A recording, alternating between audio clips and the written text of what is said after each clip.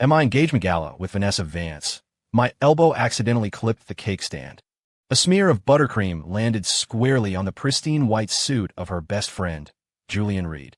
Before I could even open my mouth to apologize, Vanessa rushed over and grabbed me, her manicured nails digging deep into my arm. "Caleb, get on your knees and apologize to Julian right now.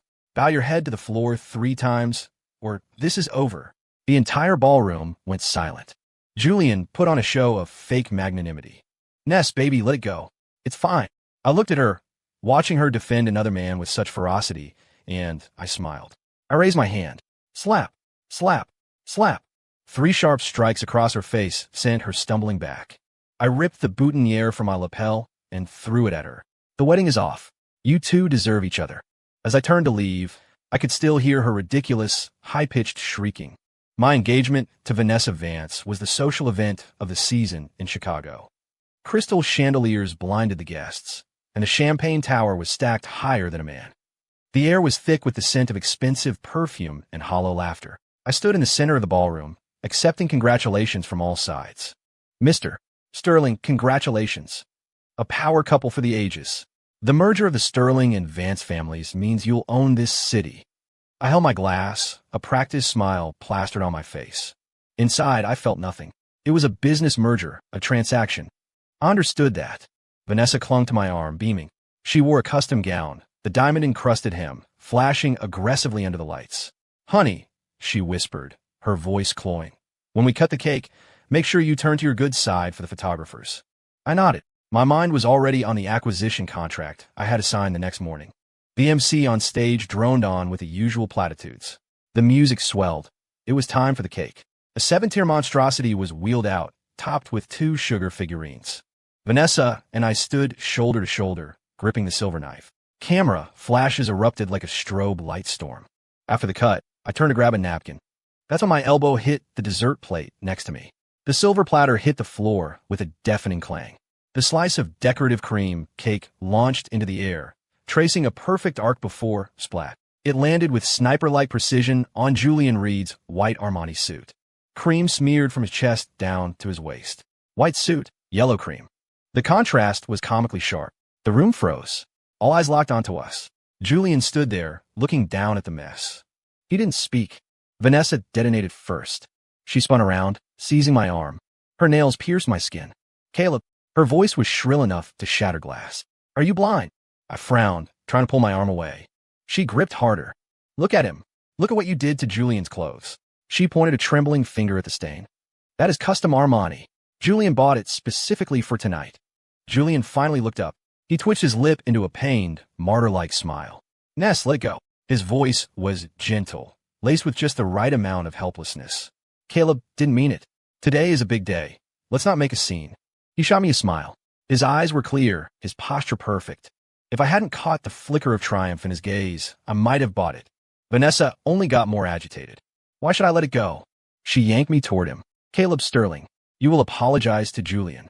Here, now, immediately." I stood my ground. I said, "Apologize." "Ow, on your knees." She spat the words out. Not loud, but clear enough for everyone nearby to hear. "Excuse me." I said, "Get on your knees." Vanessa tilted her chin up, her eyes full of entitlement. "Kneel down to Julian and bow your head 3 times. Then, and only then, will I let this go." The crowd gasped. Whispers spread like a tide. "Kneel? Is she serious? Bow his head? Vanessa has lost her mind. At his own engagement party." Vanessa ignored the noise. She stared me down. "Look at what you did to him. He is the most important person to me. You have to kneel, or there is no wedding." The most important person. I tasted the words. I looked at the woman who was supposed to be my fiancée tomorrow. I watched her try to force me to my knees in public for another man. I laughed. It was absurd. Julian was still playing the peacemaker. "Ness, don't be like this. Caleb is a man of status. Don't embarrass him." "Embarrass him?" Vanessa cut him off. "Did he think about your embarrassment when he ruined your suit?" She glared back at me. "Caleb, I'm counting to 3. If you don't kneel, I'm walking out." 1. The silence was terrifying. Everyone held their breath, waiting to see how this farce would end. 2. Vanessa's eyes were resolute, as if I had committed an unforgivable sin. Julian stood behind her, struggling to suppress a smirk. He was laughing at me. 3. Smack. I raised my hand. The first slap hit Vanessa's left cheek. Hard. Her head snapped to the side, hair flying across her face. Dead silence. Vanessa cupped her cheek, slowly turning back. Her eyes were wide, filled with disbelief. You dare hit me? Smack. The second slap. Right cheek. Symmetry. Smack. The third. Back to the left. 3 strikes. Crisp and loud. Vanessa stumbled back, twisted her ankle in her heels, and collapsed onto the floor. Her elaborate updo fell apart. Bright red finger marks bloomed on her face. Her lips split, bleeding slightly. She sat there, looking up at me. Her expression shifted from shock to rage, then to pure venom. Caleb, the engagement is canceled. I interrupted her. My voice was calm, like I was commenting on the weather. I ripped the silk flower from my chest and tossed it. It hit her face and fell in her lap. Red petals scattered on the floor. You two are a perfect match. I turned around. I didn't look at her. I didn't look at the stunned guests. I walked straight for the double doors.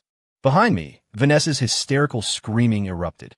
Caleb Sterling, you will regret this. I'm telling you, you're going to regret this. Regret. I pushed open the heavy doors. The hallway was quiet, the plush carpet swallowing the noise. I walked to the elevator and hit the down button. The door slid open. I stepped in. The door slid shut. The mirrored walls reflected my face. Calm, indifferent. There was even the ghost of smile on my lips. The elevator descended. First floor. The doors opened. I walked out, crossing the hotel lobby. The night wind hit me, carrying the chill of early autumn. My driver was already waiting. I got in. Oh, as the car pulled away, the brightly lit hotel receded in the rearview mirror. I leaned back and closed my eyes. It wasn't Vanessa's twisted face flashing in my mind. Not Julian's smug smile. It was my father's voice from the study last night. The Vance family expanded too fast. Their capital chain is snapped tight. They need our injection desperately. They're the ones begging us for this marriage. Caleb, you know what to do. I knew. That's why I agreed. That's why I tolerated Vanessa's tantrums. That's why I stood there today. But I hadn't calculated one thing. I hadn't calculated that she was stupid enough to force me to my knees for another man in public. Good. It saved me the trouble. The next morning, O'Hare International Airport.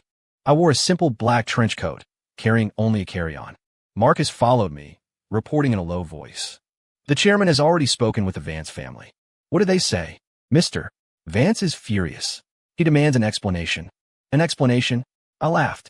Tell him the explanation is that the wedding is off and all cooperation is terminated. The funds they advanced. I want them returned within 3 days. Understood. And the media? The press release is out, Marcus said. Title: Sterling and Vance families cancel union. Business unaffected. Not enough. I stopped walking. Change it to engagement, gala, chaos. Vance heiress's misconduct shatters alliance. Marcus paused. If we write that, the Vance family might. I want them embarrassed, I said, looking him in the eye. Do as I say. Yes, sir. We reached the gate. I looked out at the gray sky. It looked like rain. Mr. Sterling, Marcus hesitated. You're just leaving? What else? The board. The uncles might. They'll understand. I stepped toward the jet bridge. Compared to a stupid woman who tries to make her fiancé kneel in public, my current choice is far more profitable for them. I boarded the plane. The cabin door closed. Taxi, takeoff, ascent. Chicago disappeared beneath the clouds. I leaned back and pulled out my phone. The screen lit up with a notification about last night. The photo showed Vanessa sitting on the floor, clutching her face, her eyes full of venom. The headline was screaming, "Billionaire engagement nightmare. Sterling Air cancels wedding on the spot." I stared at it for a few seconds, locked the screen, closed my eyes. The plane pierced the clouds. A slight turbulence shook the cabin. Just like that absurd party. Chaos, then silence. 3 years. Not long, not short. Just enough time to drag someone from the clouds into the mud. And just enough time for someone else to climb even higher. When the plane landed back in Chicago, it was an overcast day. I walked out of the jet bridge to find Marcus waiting. Mr. Sterling. He took my briefcase. 3 years had made him look more seasoned. The car is ready. I nodded and walked through the VIP channel. Outside the window, Chicago rushed by in reverse. Familiar yet strange. New malls, new condos, new billboards. The city seemed unchanged, yet everything was different. Everything at the office is prepared. Marcus handed me a tablet. News of your return is out. The stock jumped 7 points at opening. And Vance Corp? I looked out the window. Marcus was silent for a second. Teetering on the edge, he pulled up another report. Debt ratio over 200%. Banks have cut them off.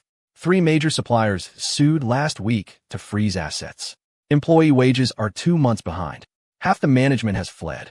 And Vanessa? Marcus paused. She put her father in the hospital last month. Aneurysm. He's still in the ICU. I didn't speak. I watched the city center approach.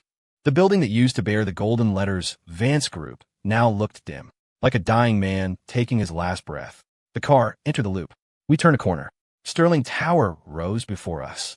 Brand new, towering, its glass curtain wall reflecting the gloomy sky. This was the project I launched before I left. In 3 years, it had become Chicago's new landmark, and the first signal of my return. The car stopped at the main entrance. I was about to get out when a figure suddenly rushed from the side, threw herself in front of the car. Thud! She dropped directly to her knees. Her knees hit the cold marble pavement with a dull, heavy sound. I sat in the car, looking through the windshield at the person. Vanessa. I almost didn't recognize her. She was skeletal, cheeks hollow, dark circles bruising her eyes. She wore a dated dress, the fabric wrinkled, the cuffs pilling. Her hair was a mess, strands plastered to her sweaty forehead. No makeup, sayo skin, karak lips. She was a different species from the arrogant heiress in couture who had demanded I kneel. She knelt in front of the bumper, hands on the ground, forehead resting on her hands. A posture of perfect submission. Caleb. She spoke, her voice raspy like sandpaper on wood. I was wrong. I was really wrong. She lifted her head. Tears mixed with mucus, smearing her face. I was out of my mind back then. I didn't know what I had. I shouldn't have treated you like that. I shouldn't have forced you. She cried as she bowed her head to the ground again, the thumping sound audible even inside the car. Please forgive me. The family is finished. Dad is in the hospital. The company is collapsing. Only you can save us. Caleb, please. She crawled forward, trying to grab the door handle. I'll do anything. I'm willing to do anything, as long as you help the Vance family. Please.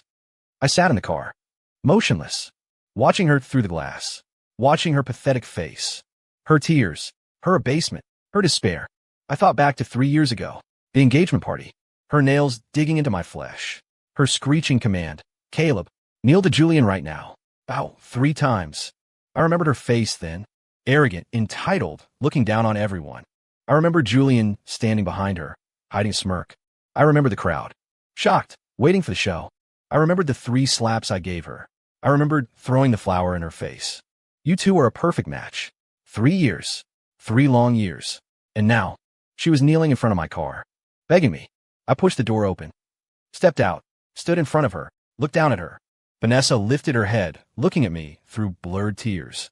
Her eyes were full of pleading. Caleb, you forgive me, right? You'll help us, right? I looked at her for 3 seconds, then I lifted my foot and kicked her in the shoulder. Not hard enough to break bone, but not gentle. She let out a yelp and fell backward onto the pavement. The back of her head hit the ground with a thud. She lay there stunned, eyes wide, staring at me, as if she couldn't process what had happened. I walked over, stood over her. Vanessa. I spoke. My voice was flat, devoid of emotion. Your knees. They're cheap. She opened her mouth, wanted to say something, but no sound came out. Only tears flowing endlessly. I stepped around her, walked straight toward the main entrance. The glass doors slid open automatically. The security guards bowed in unison. Mr. Sterling. I didn't look back. Walked into the lobby. Marcus fell in step beside me, whispering, should I have someone handle that? No need. I entered the private elevator. Pressed the button for the penthouse. The elevator rose. Numbers climbed. 57th floor. Doors open. I walked out. The penthouse office was ready. Panoramic floor-to-ceiling windows overlooking all of Chicago. I walked to the window. Looked down.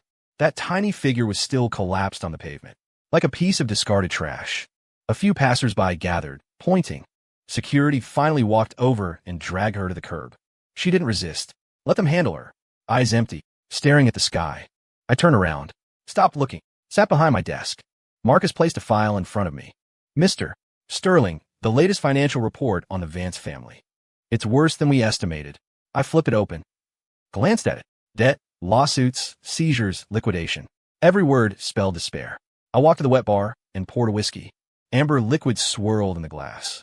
Like the lights of this city. Flashy, fragile. Sir, Marcus hesitated. The Vance assets. Are we acquiring them? I took a sip. The burn traveled down my throat to my stomach. No rush, I said. Let her kneel for a few more days. Let her understand. She tried to make me kneel back then. Now, I want her to kneel until she dies. Outside, storm clouds gathered. It was going to rain. Wednesday night, a private club by the river. I sat by the window, watching the lights of cruise ships on the water. Leo sat down with a drink. You really back? Looks like it. Thought you were settling in London for good. Leo laughed. Good thing you're back.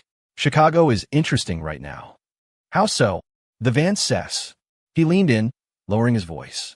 You heard about that, right? About what? Vanessa's dad. Leo clicked his tongue. Aneurysm. He's gone. My hand paused on glass. Dead. Last week, Leo said. No funeral. They just cremated him quietly. With a family in that state, who can afford a funeral? I didn't speak. Leo took a drink and continued. You have no idea. The last 3 years? The Vance family drama was better than TV. Tell me, after you left, her dad locked her in the house. Beat her for 3 days. Leo gestured. With a belt. Rumor has it her back was shredded. And then locked her in for a month. Leo shook his head. But guess what? She stole the safe key while he was on a business trip. Corporate seal, blank contracts, power of attorney. Took it all. Where did she take it? To Julian, obviously. Leo laughed. Julian started some tech company. Big talk, total shell. Vanessa used the stolen seal, forged her dad's signature, and used Vance Group as a guarantor to get a $3 million loan for Julian. $3 million. I swirled my glass. Then Julian started spending, Leo said.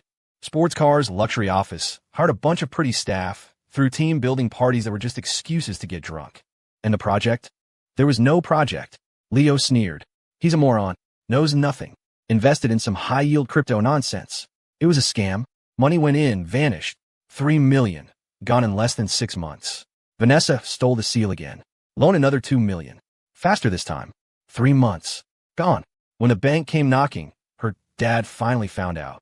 Leo lowered his voice further. They say the debt collectors charged right into Vance HQ and slammed the IOUs on her dad's desk. $5 million plus interest. He called Vanessa in right there. Vanessa was still stubborn, saying Julian was about to turn it around, that the investments were potential unicorns. Her dad demanded she call Julian in to confront him. Julian showed up, shaking like a leaf. Asked 3 questions, couldn't answer one. Finally admitted the money was spent, the projects were fake. Her dad's face changed right there. Leo pointed to his temple. Stroke. Dropped dead on the floor. Never woke up. 3 days later, gone. I finished my drink. And the company? Collapsed. Leo spread his hands. Bank lawsuits, frozen assets, bankruptcy. Do you know where Vanessa lives now? A rundown tenement on the west side. Rent is $800 a month. And Julian? Hiding. Leo smirked. He took Vanessa's last bit of jewelry and savings, maybe 50 grand, and tried to skip town. Got scammed out of it near the border. Didn't make it out. Now he's holed up in some basement apartment in the slums, still hanging onto Vanessa. She's still with that loser? What else can she do? Leo said. Her old girlfriends avoid her like the plague. She went to a few of them. They wouldn't even let her in the door. A waiter came to refill the drinks. Leo looked at me over his glass. You didn't come back to help her, did you? I didn't answer. I looked out the window. The lights on the river stretched into long ribbons, like the false prosperity of this city. Weekend night. Same club, penthouse suite. I had just finished with 2 overseas clients and saw them out. When I came back, someone was standing at the suite door. Vanessa. She had changed clothes, still cheap but clean. Makeup covered the gauntness. Eyes red and swollen, like she'd been crying for hours. Seeing me, she lunged. Caleb. I sidestepped. She grabbed at empty air, stumbled but caught her balance. Caleb, how did you get in? It was a members-only club. She wasn't a member anymore. Vanessa looked down. I told the guard I was your fiancé. I laughed. That expired 3 years ago. Caleb. She looked up, tears flowing again. I know I was wrong. I really know it now. Now you know. I know. I know everything. She sobbed. Julian is a liar. He tricked me. He ruined my family. And I have nothing left now. She grabbed my sleeve. Dad is gone. The house is gone. The money is gone. Caleb, I only have you. Suddenly, she dropped her knees. Hugged my legs. Can we start over? The one I loved was always you. I was confused back then. Julian brainwashed me. Caleb, please forgive me. Let's get married. I don't want anything. I just want to be with you. I looked down at her, watching her cling to my leg, snot and tears mixing. watching that once proud face now written over with abject begging, watching that delusion of deep love she still clung to. I bent down, gripped her chin, hard. She winced, forced to look up. Love me? I asked softly. So you traded your father's life and your family's legacy to feed that waste of space? Vanessa went pale. No. No. I was tricked. You were tricked into stealing the seal. Tricked into forging signatures. Tricked into leveraging the company for loans. I asked 3 times. With each question, I squeezed harder. Her chin turned white under my fingers. I did it for love. Love. I laughed. Let go. She slumped to the floor. That's not love. That's being a whore for validation.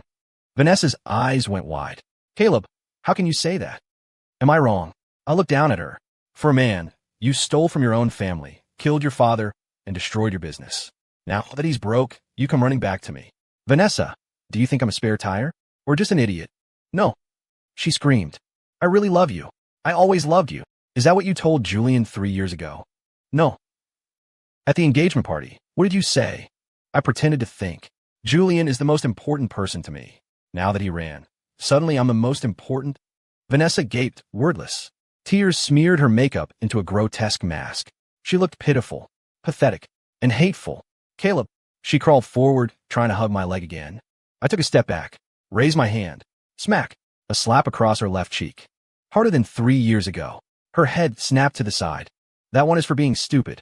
Smack. Second slap. Right cheek. That one is for being cheap. Smack. Third slap. Back to the left. And that one is for having no brain. 3 strikes. Her lips split, bleeding. Her face swelled instantly, fingerprints vivid. She clutched her face, staring at me blankly, as if she couldn't believe I hit her again. Get out, I said. Don't touch me with your dirty hands.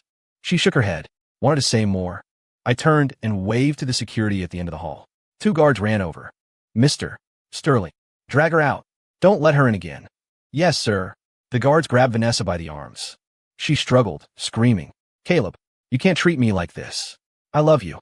I really love you. Caleb, you bastard. Caleb, the voice faded into the elevator. I stood at the door, took a cigarette from my pocket, lit it, inhaled. The smoke rose under the corridor lights.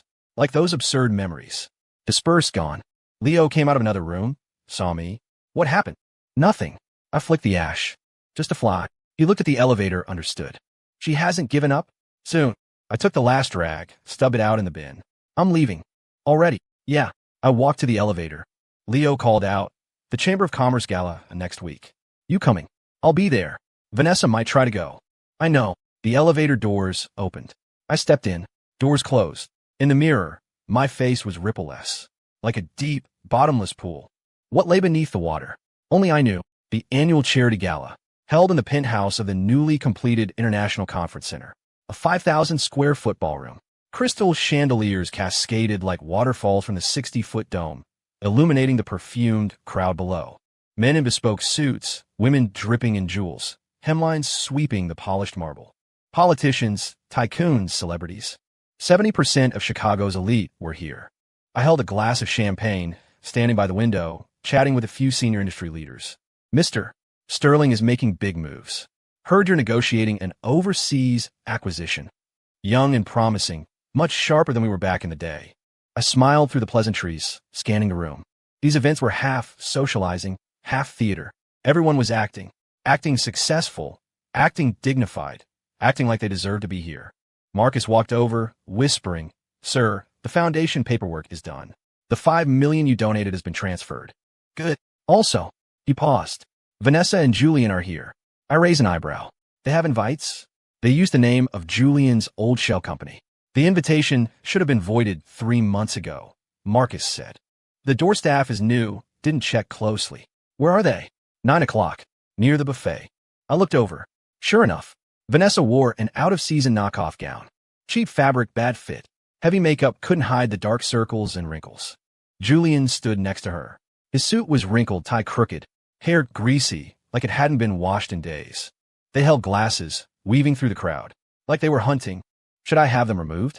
Marcus asked. Not yet, I said. Let's see what play they're running. Almost immediately, the noise started. Vanessa's voice suddenly spiked, shrill and laced with forced excitement. Mr. Henderson, Mr. Carter, what a coincidence. She blocked two middle-aged men trying to leave. I knew them. Real estate moguls turned investors cash rich. Henderson and Carter stopped, looking confused.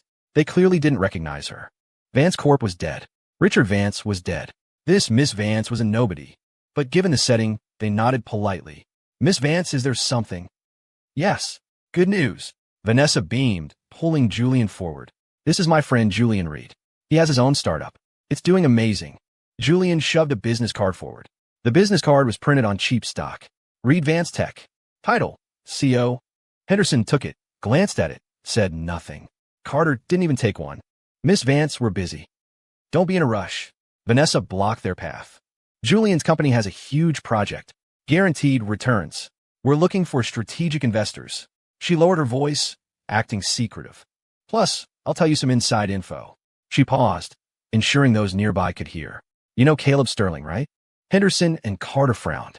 Caleb and I, we're very close. Vanessa straightened her back, voice getting louder. We're getting back together. The wedding date is already set. So, a little favor like this, Caleb will definitely help Julian for my sake.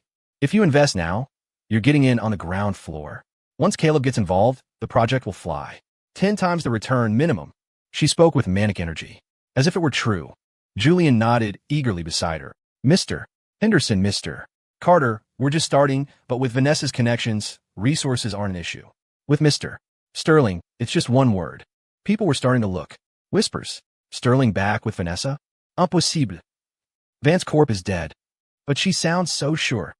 Henderson and Carter wavered. They looked at Vanessa, then Julian. They hesitated. If Caleb Sterling really was involved, maybe this project really was. I set down my glass, walked over. The crowd parted automatically. All eyes focused on me. Vanessa was still rambling. Don't worry, Caleb listens to everything I say. We had a little tiff at the engagement party years ago, but now he's come back to find me. Then she saw me. Her voice cut off. The smile froze on her face. The blood drained away instantly. Her lips trembled, unable to form a word. Julian saw me too. His hand shook. Wine almost sloshed onto the floor. I walked up to them, stopped, looked at Henderson, then Carter. Gentlemen, what project are you interested in? Henderson laughed awkwardly. Mr. Sterling, we were just chatting. Is that so? I turned to Vanessa. But I heard you're using my name to solicit investment for this loser's shell company. Vanessa gaped. I didn't.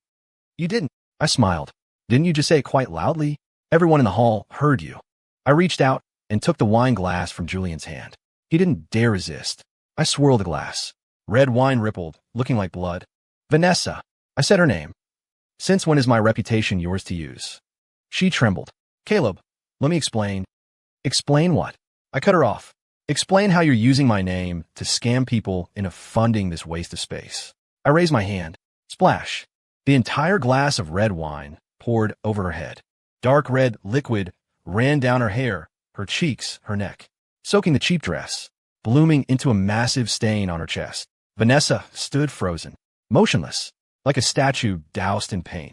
Wine dripped from her chin to the floor. Drip, drip. The room was deathly silent. Everyone watched this sudden humiliation. I looked at Vanessa's wine-streaked face, at the terror in her eyes, the despair, the disbelief. 3 years ago, I said, my voice wasn't loud, but it carried. At our engagement, you told me to kneel, to Julian, to bow my head. I pointed to Julian. Now, both of you, kneel, lick this wine off the floor, and I might consider leaving you a shred of dignity. Vanessa shook her head violently. No. Caleb, you can't. I can't. I laughed. You seemed to think you could back then. Julian stepped back, wanted to run. I looked at him. You take one step, and I guarantee you leave Chicago on a stretcher. He froze, face white as paper. The two stood there, rigid, like wooden puppets. I lost patience. Raised my hand. Smack. A slap across Vanessa's face. Heavy. She stumbled, crashing into a nearby buffet table. Plate shattered. Smack. Another slap across Julian's face.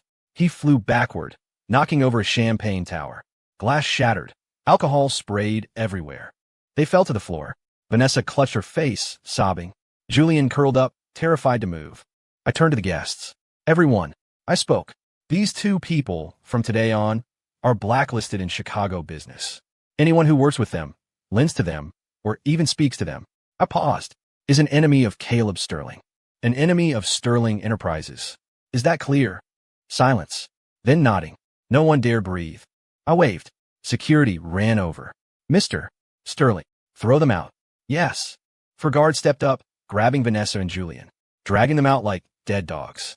Vanessa struggled, screaming, Caleb, you can't do this. I love you. Caleb, you bastard. Caleb. The voices faded. Outside the ballroom. On the floor, red wine, mixed with champagne, pooling into a dirty stain. Like their lives. Filthy, cheap, worthless. I took a warm towel from Marcus, wiped my hands. Then looked at Henderson and Carter. Gentlemen, where were we? They blinked, then hurriedly piled on smiles. Mr. Sterling, we were discussing that East Side plot. Right, great potential there. I smiled. Let's continue. As if the farce never happened. As if those two never existed. The gala went on. Music played. People raised glasses, laughed again. But everyone knew. From tonight on. In Chicago, Vanessa Vance no longer existed. She was dead. Dead in the city she once prided herself on. Dead in everyone's memory. Dead in the grave she dug herself. After the charity gala, the names Vanessa Vance and Julian Reed smelled worse than garbage in Chicago. No one dared touch them. Former friends wouldn't answer calls, blocked them on social media, crossed the street to avoid them. Former business partners treated them like the plague, waving them off from 10 yards away. No money. No loans. Don't look at me. Banks had blacklisted them long ago. Even the predatory payday lenders on the street corner shook their heads at their IDs. Sorry, credit's too shot. Can't do it. Can't do it. Nothing can be done. Julian's Reed Vance Tech declared bankruptcy 3 days after the gala. The court slapped a seal on the doors. Computers, desks, even the dying plant, all seized. He still owed suppliers 70 grand. Owed employees 3 months of wages. Owed 6 months of office rent. Julian hid in the rental, terrified to go out. Debt collectors called 80 times a day. At first, he answered, begging, just a few more days. Later, he turned the phone off, pulled the SIM card, flushed it down the toilet, as if the debt would flush away with it. They lived on the far west side now, in the slums. A top-floor unit in a crumbling tenement. 300 square feet, $800 a month. The window was broken, patched with newspaper.